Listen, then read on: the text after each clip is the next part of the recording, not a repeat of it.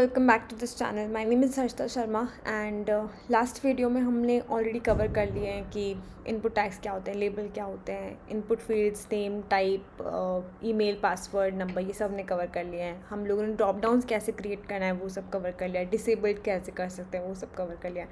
इस वीडियो पर हम कंटिन्यू करेंगे कि हम लोग कोई रेडियो बॉक्स कैसे क्रिएट कर सकते हैं, हम चेक बॉक्सेस कैसे क्रिएट कर सकते हैं, उसके अलावा हम लोग एक टेक्स्ट एरिया कैसे क्रिएट कर सकते हैं जहाँ पर हम लोग एंटायर डिस्क्रिप्शन प्रोवाइड करते हैं, किसी भी प्रॉब्लम्स कह सकते हैं। So let's get started.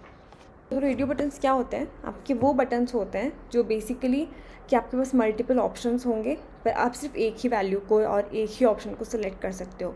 For example, जैसे आपसे कोई पूछे कि जेंडर क्या है, राइट, मेल और फीमेल, तो आप एक ही ऑप्शन को वहाँ पे चूज़ कर सकते हो। You can not choose male और फीमेल बोथ, है ना, आप दोनों चीज़ों को चूज़ नहीं कर सकते। कोई आपसे ये पूछे कि okay fine, which fruit do you like the most, तो मोस्ट के अंदर भी एक ही फ्रूट आना चाहिए, हाँ। मतलब ऐसे ऑप्शंस जिसके अंदर आप एक ही ऑप्शन को चूज़ कर सको, those are known as your radio button. तो आपके रेडियो बटन्स होते हैं। चेक बॉक्सेस ऑपोजिट होते हैं। चेक बॉक्सेस के अंदर आप मल्टीपल ऑप्शंस को चूज़ कर सकते हो। फॉर एग्जांपल, जैसे आपको कितनी टेक्नोलॉजीज़ पढ़नी है, आपको HTML भी पढ़ना है, आपको CSS भी पढ़ना है क्या, आपको JS भी पढ़ना है क्या। कोई कहता है कि नहीं, मुझे सिर्फ HTML और CSS पढ़ना है, मुझे सिर्फ स्टाइलिंग करनी है, तो वो HTML और CSS सेलेक्ट करेंगे। ओके, तो इस तरह से आप डिसाइड कर सकते हो कि रेडियो बटन कब बनाना है, आपको चेक बॉक्सेस कब बनाना है। ठीक है, तो लेट्स टेक कि हम लोग जेंडर के लिए, रेडियो बटन के लिए हम लोग जेंडर ही ऐसे टेकन है एज एन एग्जाम्पल। ठीक है, तो हम लोग यहाँ पे जेंडर लिखती हूँ कि कोई भी पर्सन जो आ रहा है वो यहाँ पे जेंडर चूज़ करेगा। ठीक है, अब एक और चीज़ कि नॉर्मली हम लोगों ने हमेशा जो टैग क्रिएट किए वो किस तरह से टैग क्रिएट किए कि सबसे पहले लेबल आता है, फिर इनपुट वैल्यू आती है ना। रेडियो बटन और चेक बॉक्सेस के अंदर उल्टा होता है, सबसे पहले इनपुट फील्ड आएगा और फिर लेबल आएगा। ऐसा क्यों, करके देखते हैं। क्योंकि उसके अंदर सबसे पहले इनपुट फील्ड आता है जिसमें आप या तो चेक बॉक्स को सेलेक्ट कर सकते हो या फिर रेडियो बटन को सेलेक्ट कर सकते हो। उसके पास में राइट साइड में उसका टेक्स्ट लिखा होता है। तो नॉर्मली वेबसाइट्स के अंदर मोस्ट ऑफ द प्लेसेस में ऐसा ही होता है, पर ये सब अपनी प्रेफरेंस होती है। आपको जिस तरह से भी डिज़ाइन गिवन है कि आपको वेबसाइट कैसे बनानी है, आप अपने हिसाब से चूज़ कर सकते हो अपने अकॉर्डिंग। वो उसके अंदर कोई वो नहीं है, रूल नहीं है। ओके, ठीक है। सो फॉर एग्जांपल, मैं एक इनपुट टैग क्रिएट करती हूँ यहाँ पे। ठीक है, और मैं यहाँ पे कहती हूँ टाइप वुड बी रेडियो, क्योंकि हम लोग रेडियो बटन क्रिएट कर रहे हैं। फिर उसके बाद मैं देती हूँ नेम होगा इसका जेंडर, क्योंकि हम लोग जेंडर चूज़ कर रहे हैं। ID इसके हम रख लेते हैं जैसे कि मेल, है ना, मेल रखते हैं ID। और फिर उसके बाद में और फिर उसके बाद में इसके अंदर हम लोग वैल्यू डालते हैं, किसका वैल्यू जो होगा वो भी मेल होगा। ओके, और इसी के बाद में जस्ट इसी वैल्यू के बाद में हम लोग यहाँ पे लेबल लिखते हैं, लेबल टैग ऐड करेंगे जिसके अंदर हम लोग यहाँ पे मेल एज अ वैल्यू डालेंगे। इसके अंदर फॉर एट्रीब्यूट हमको ऐड करना है। For attribute would be male, क्योंकि वो ID से मैच करना चाहिए। ओके, जैसे हम लोगों ने मेल क्रिएट किया वैसे ही हम लोग फीमेल क्रिएट करेंगे। तो यहाँ पे कर देते हैं फीमेल, यहाँ पे भी कर देते हैं फीमेल, और यहाँ पर। सो ID और वैल्यू आपकी डिफरेंट होगी, बाकी जो सब चीज़ें आपकी वो सारी की सारी चीज़ें आपकी सेम रहेगी। So let's go back to our browser now. Reload करते हैं पेज और हम देखते हैं कि हम सिंगल ऑप्शन ही सेलेक्ट कर पा रहे हैं या नहीं। अगर आप दूसरे ऑप्शन को भी सेलेक्ट कर पा रहे हो फर्स्ट वाले को सेलेक्ट करते वक्त, इसका मतलब आपका प्रॉपरली फॉर्म क्रिएट नहीं हुआ है, प्रॉपरली आपके रेडियो बटन्स क्रिएट नहीं हुआ है। ठीक है, अभी काम करते हैं, इस फील्ड सेट को हम लोग कमेंट कर देते हैं जिससे हम लोग का फोकस सिर्फ इस पे रहे, ड्रॉप डाउन और रेडियो बटन्स पे। ठीक है, so let's remove this part. जैसे अगर सपोज़ अब मैंने यहाँ पे मेल सेलेक्ट किया तो मेरे URL जो आएगा वो URL कैसा आएगा, जो आपका नेम एट्रीब्यूट के अंदर जो वैल्यू है वो वैल्यू, आपका नेम एट्रीब्यूट कहाँ पे, ये वाला आपका एट्रीब्यूट है नेम, इसका वैल्यू क्या है, जेंडर। तो gender will be equals to आपका वैल्यू एट्रीब्यूट का वैल्यू क्या है उसके इक्वल्स टू। ठीक है, अगर मैं यहाँ पे मेल सेलेक्ट करती हूँ तो जेंडर इक्वल्स टू मेल। अगर मैं ये वाला सेलेक्ट करती हूँ तो इससे बेसिकली इससे कॉन्टैक्ट करता है, और फिर female is equals to female, like this. So name will be equals to value. आप इस कॉन्सेप्ट को याद रखना कि बस name will be equals to value, ये फंक्शन वर्क करता है साथ में। ठीक है, so let's reload the page. For example मैं फीमेल सेलेक्ट करती हूँ। ठीक है, सबमिटेड कोर्स फुल स्टैक, क्योंकि उसके अंदर हम लोगों ने चेंज नहीं किया है, और जेंडर यहाँ पे फीमेल सेलेक्ट हो गया। ओके। सो इस तरह से आप इस चीज़ को चूज़ कर सकते हो कि आपको रेडियो बटन्स किस तरह से क्रिएट करना है। इसी सेम वे में अगर मैं मेल सेलेक्ट कर दूँ फिर सबमिट कर दूँ तो यहाँ पे जेंडर आपका चेंज हो जाएगा, ठीक है, कि आपने जो भी जेंडर सेलेक्ट करोगे वही वैल्यू यहाँ पे विजिबल होगी। ये याद रखना हमेशा कि जो भी नेम की वैल्यू डालोगे, अगर सपोज़ मैं यहाँ पे नेम की वैल्यू जेंडर नेम कर दूँ, यहाँ पे भी जेंडर नेम कर दूँ, ठीक है, तो यहाँ पर जो अगर जब आप सबमिट करोगे वहाँ पे gender name is equals to male और फीमेल आएगा, ठीक है, gender name is equals to male और फीमेल। तो जो लेफ्ट हैंड साइड वाली जो वैल्यू है वो नेम एट्रीब्यूट से आती है, राइट हैंड साइड वाली वैल्यू जो आती है वो आपकी वैल्यू एट्रीब्यूट से आती है, ओके। इस तरह से आप अपने रेडियो बटन्स को इम्प्लीमेंट कर सकते हो। इन द सेम वे हम लोग हमारे चेक बॉक्सेस को भी इम्प्लीमेंट करते हैं। अब हम चेक बॉक्सेस भी देख लेते हैं कि हम लोग चेक बॉक्सेस कैसे इम्प्लीमेंट कर सकते हैं। ये हम लोग का रेडियो बटन्स हो गए, ये और all the 4 field, all the 4 lines जो है हमारी। यहाँ पे 2-3 ब्रेक टैग्स लगाते हैं जिससे थोड़ा सही से दिखाई दे हमको, है ना। So let's let it be, ठीक है। अब हम लोग एक पैराग्राफ टैग क्रिएट करते हैं जिसके अंदर हम लोग लिखते हैं कि फॉर एग्जांपल हम लोग टेक्नोलॉजीज चेक करवा रहे हैं। ये बस एक हेडिंग है, इस हेडिंग का लेबल से कोई कनेक्शन नहीं है, सो जस्ट अ हेडिंग कि आप लोग किस चीज़ का सिलेक्शन करवा रहे हो for that, okay. So technologies हम लोग चूज़ करवाते हैं, हम लोग एक इनपुट फील्ड देते हैं और इनपुट फील्ड के अंदर हम लोग लिखते हैं कि type is equals to check box, ठीक है। टाइप हमारा चेक बॉक्स हो गया। इसके अंदर अब मैं आईडी दूंगी, ठीक है। मेरी आईडी क्या होनी चाहिए, फॉर एग्जांपल अगर मैं HTML सेलेक्ट करवा रही हूँ, ठीक है। एक और नेम फील्ड होगा, नेम फील्ड के अंदर आपको टेक रखना है क्योंकि नेम फील्ड जो होगा जो आपका ऊपर URL के अंदर रहेगा। तो नेम फील्ड आपके हर एक इनपुट फील्ड के साथ में वेरी नहीं करना चाहिए, नेम फील्ड आपका कांस्टेंट रहेगा हर जगह पे। यहाँ पर भी आप देख सकते हो नेम फील्ड हर जगह पे कांस्टेंट है। इसको रिमूव कर देते हैं, ये अच्छा नहीं लग रहा है। जेंडर नेम थोड़ा कहीं कुछ होता है, जेंडर होता है जो होता है, ओके। सो ID HTML टेक और इसके अलावा हम लोग एक वैल्यू एट्रीब्यूट ऐड कर देंगे जिसके अंदर मैं वैल्यू लिख दूँगा आप इससे HTML, ठीक है।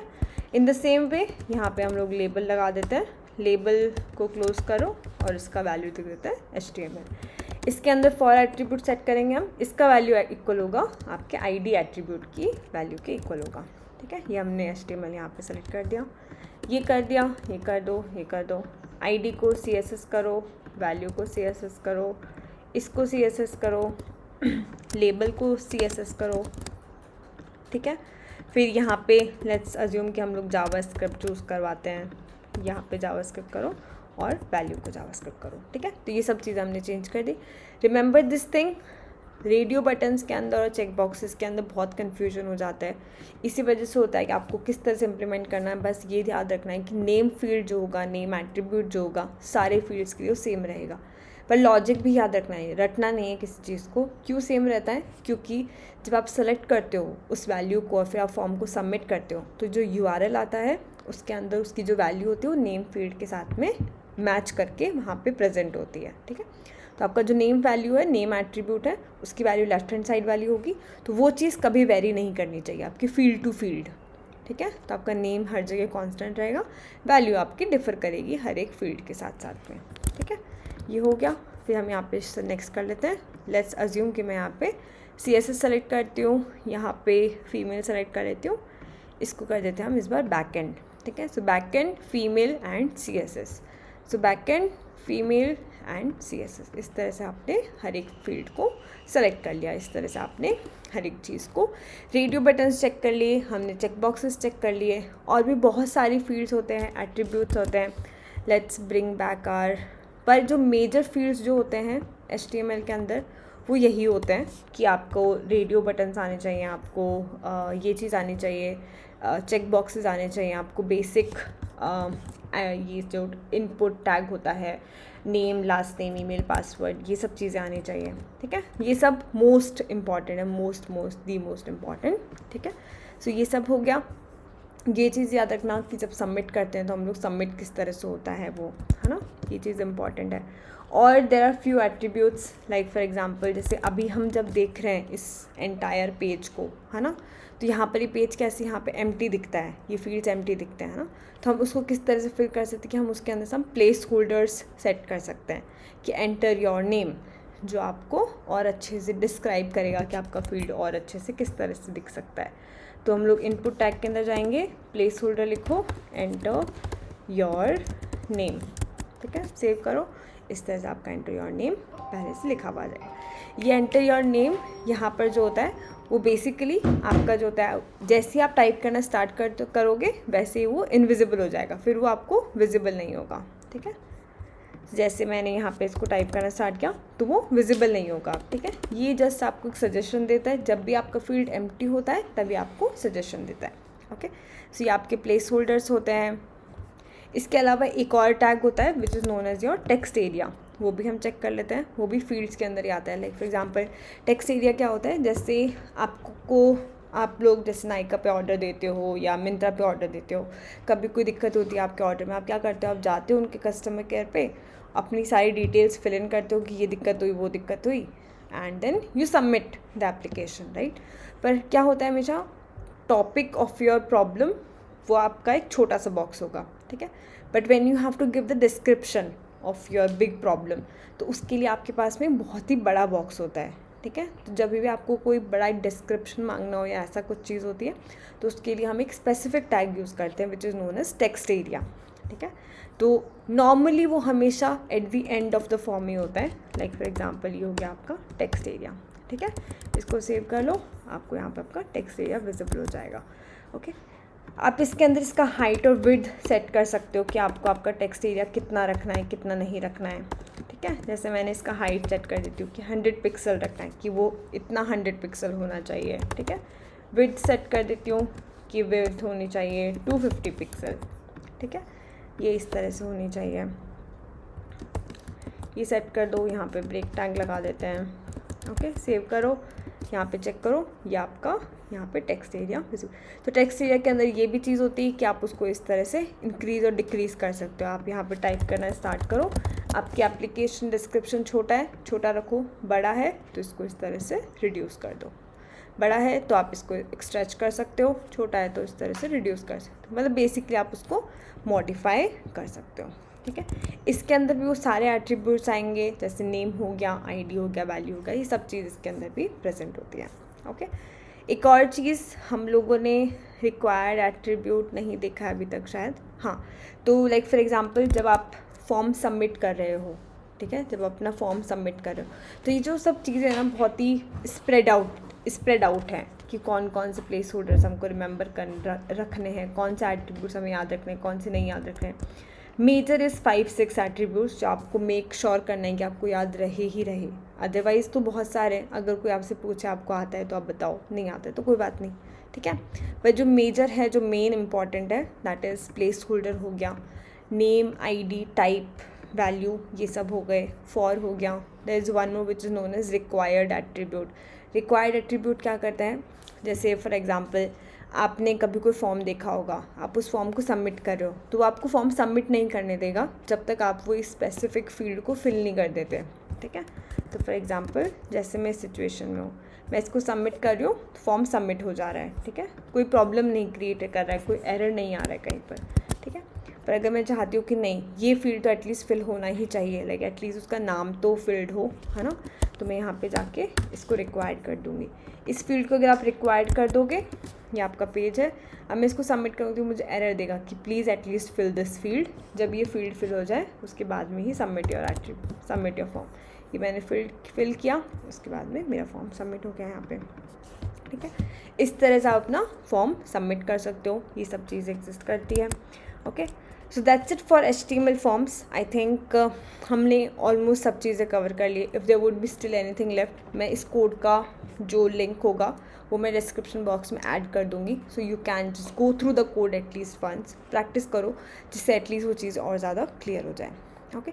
Thank you so much for watching this video, thank you.